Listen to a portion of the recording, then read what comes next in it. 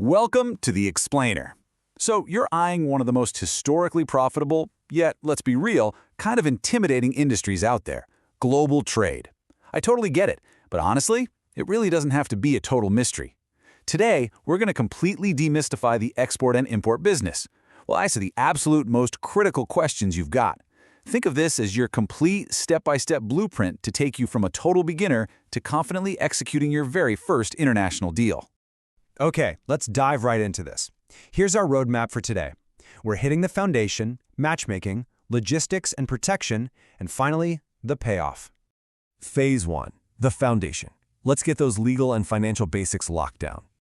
Just to make absolutely sure we're all starting on the exact same page, let's lock in our core definitions. Exporting? That simply means you're selling goods or services to another country. Importing is the flip side, buying goods or services from another country.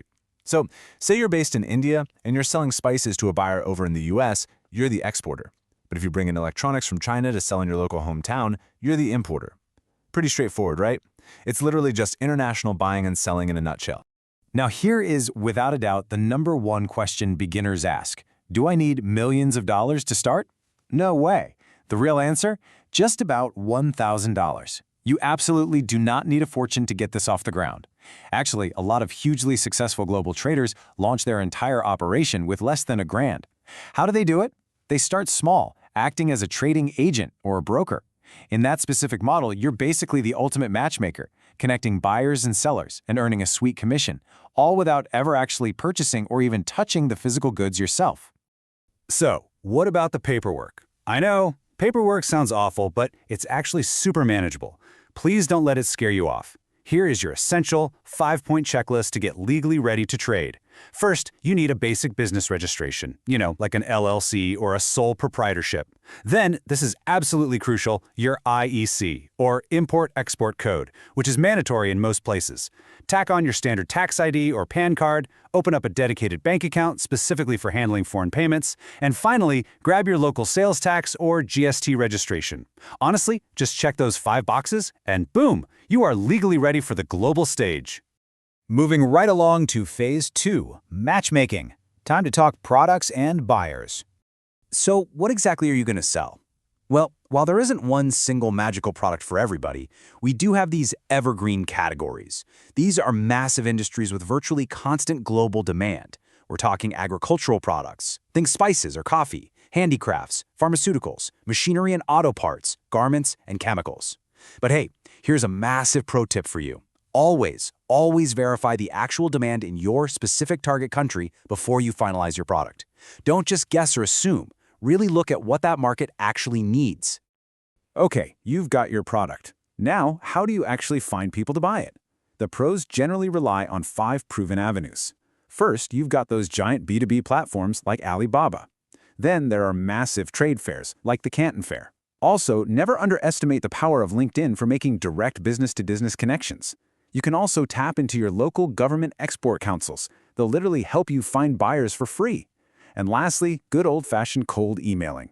Want to know the real secret here? It's consistency. Do not just send 10 emails and give up. Outreach is entirely a numbers game, so you got to stick with it. Welcome to Phase 3, Logistics and Protection.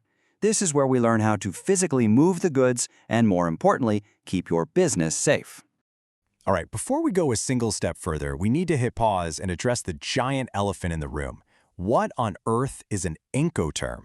Look, if you've been researching global trade for more than 5 minutes, you've definitely seen this word.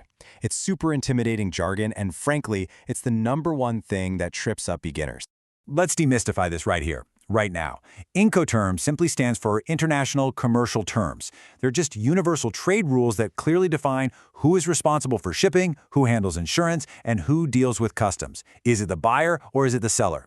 I really can't warn you enough about this. Choosing the wrong Incoterm or just misunderstanding what you're on the hook for can unexpectedly cost you thousands of dollars if a shipment goes sideways. Now, what's really interesting here is how the shipping responsibility abruptly shifts between buyer and seller in these 3 super common Incoterms. Take EXW, or Ex-Works. With this one, the buyer handles absolutely everything, right from the moment it leaves the seller's warehouse doorstep. Simple for the seller, right? Then there's FOB, Free On Board. Here the seller just handles delivery to their local port, and the buyer takes over from there. And finally, CIF, which is cost, insurance, and freight. Under CIF, the seller actually pays to get the goods all the way to the buyer's destination port. You absolutely have to know exactly where your responsibility ends. So, the golden question. How do you ensure you actually get paid, and safely? Let's break down your main international payment methods. At the very top, the letter of credit, or LC. This is absolutely your safest bet because a bank is literally guaranteeing the payment. Then you have wire transfers, which are fast, but they typically require a 30% advance, with the rest paid before shipment. Doing a smaller deal? PayPal or Payoneer work great. And then there's documents against payment, where the bank won't release the crucial shipping documents until the buyer actually hands over the cash. But here's the absolute most critical takeaway. Never ever ship your goods without securing at least a partial advance, especially if you're dealing with a brand new buyer. The final piece of this logistics puzzle? Customs duties. Sounds scary, but it's really just a border tax charged by the government when goods cross over. Calculating it is totally straightforward if you follow this exact three-step formula. Step 1, track down the universal HS code. That's the harmonized system code for your specific product.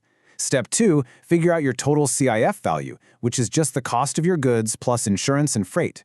And Step 3, apply your country's specific duty rate for that HS code. You can look these rates up super easily on official government portals or even use online tools like Zonos. Seriously, don't skip this step, or you're going to misprice your products and end up losing money. And we've arrived at phase 4, the payoff. Let's talk about the risks and, of course, the rewards. But hold on. Before we start counting our profits, we have to look at the pitfalls. Beginners easily lose money by making a handful of very specific critical mistakes. Global trade is incredibly lucrative, yes, but it is super unforgiving if you're careless. Let's run through these massive red flags right now so you can dodge them entirely. The absolute biggest mistakes? First, not meticulously verifying your buyers before you send anything. Second, ignoring proper documentation.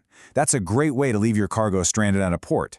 Third, underpricing simply because you forgot to factor in freight or agent fees. Fourth, totally ignoring currency exchange risks. Fifth, relying on just a single buyer or supplier. You know the old saying, don't put all your eggs in one basket, you gotta diversify. And finally, skipping shipment insurance just to save a few bucks. Listen to me on this. Simply acknowledging and avoiding these exact mistakes automatically puts you ahead of 80% of all the beginners out there. All right, now for the fun part, the money. What is your actual earning ceiling?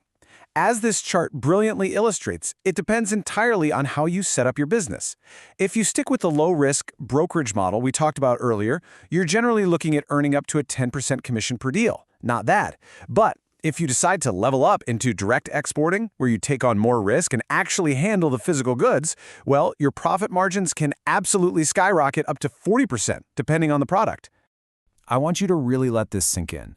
A single container deal can range from $5,000 to $50,000 plus in profit. That is the immense, high-stakes reward of mastering these systems. Now, make no mistake, international trade is absolutely a long-term game. It's built almost entirely on trust and relationships that you nurture over time. But when you put in the real work to verify your buyers, when you fully understand your Incoterms, and when you execute flawlessly, that financial payoff is incredibly real. So we've poured the foundation, we've mastered matchmaking, navigated logistics, and revealed the massive payoff. You now hold the complete blueprint in your hands. So I'm going to leave you with this. What will be your very first global trade? Are you going to export local handicrafts? Or are you looking to import heavy machinery? The entire globe is literally your marketplace right now. It's time to take action, start building those relationships, and launch your business. Thanks so much for joining me for this explainer, and I'll see you on the next one.